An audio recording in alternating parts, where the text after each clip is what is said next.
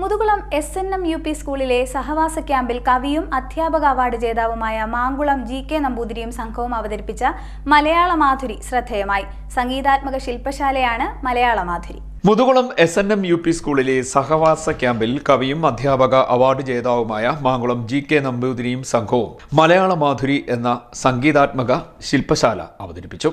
അമ്മ മലയാളം, നന്മ മലയാളം, ഉണ്മ മലയാളം, വെണ്മ മലയാളം എന്നിങ്ങനെ വിവിധ വിഭാഗങ്ങളായി തിരിച്ചു നടത്തിയ പരിപാടിയിൽ ഈരടി, പാരഡി, കോമഡി എന്നിവ ഉൾപ്പെടുത്തിയിട്ടുണ്ടായിരുന്നു.